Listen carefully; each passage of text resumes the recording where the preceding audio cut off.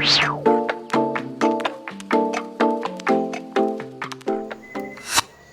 guys, unboxing tayo. This is the BOYA WM3U wireless microphone.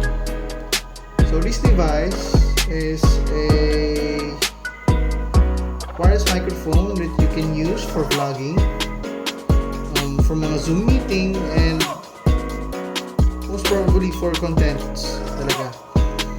So I bought this for content, for a high quality audio for my videos. So this device is compatible with Apple, Android cameras, GoPros, and laptops. So buksan na natin.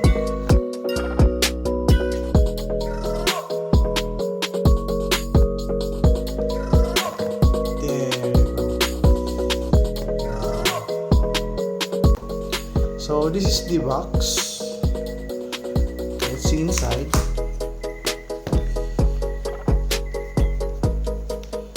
This one is it has BOYA stickers inside, plus a warranty.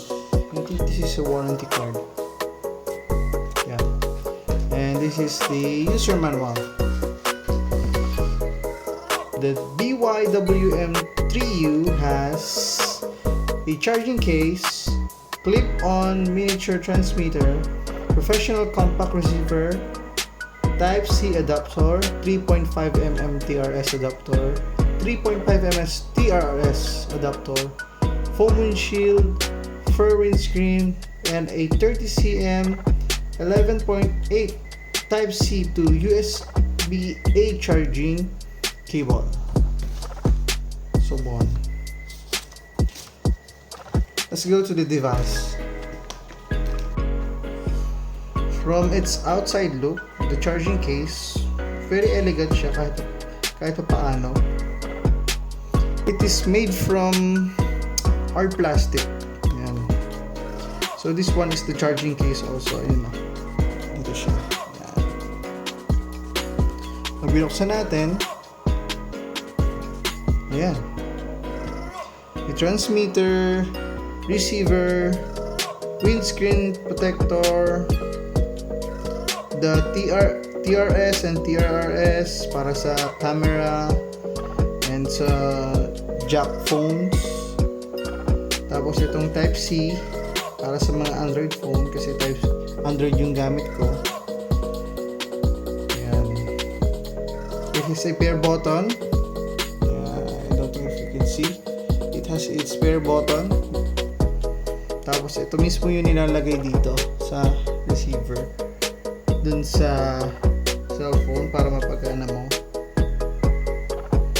I'm so excited to use this for the ito pang vlogging and para mas quality yung audio mo. Yan.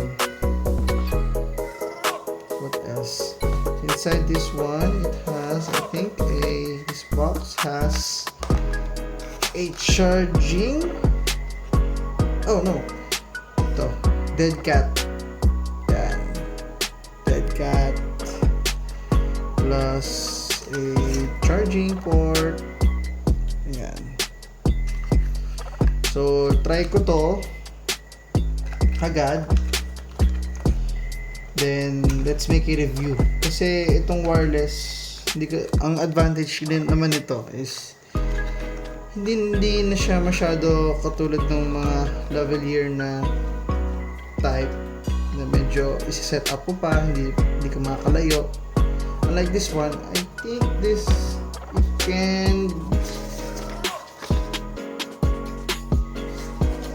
kaya nitong umabot around 20 meters. Yeah, this is a kind of versatile na microphone kasi pwede siya kahit sa mga devices. Available din to for iPhones. So yung bibilin nyo is yung BYM na isa.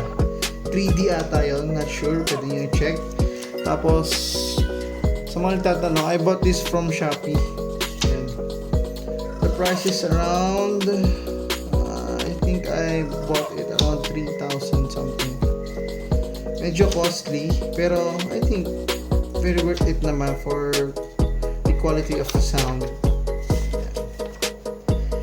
Try natin pag nagamit natin. Okay, sound check.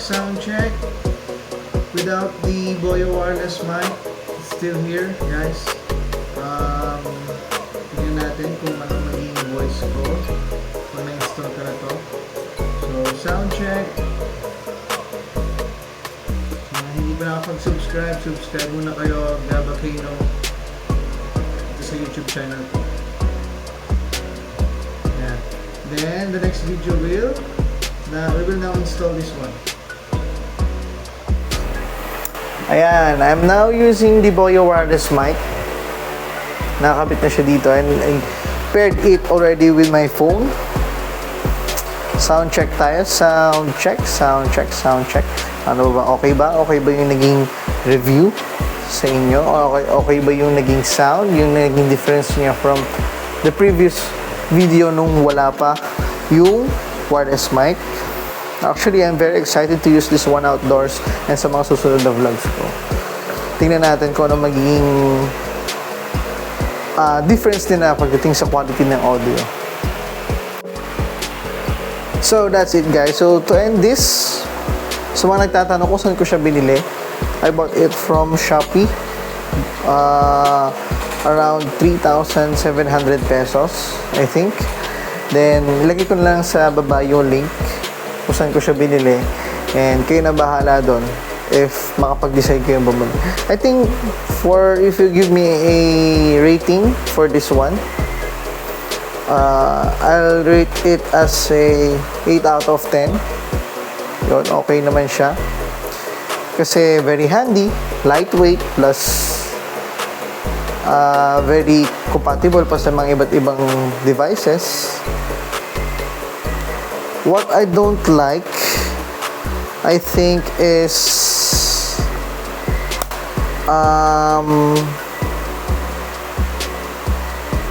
what I don't like about this this wireless mic.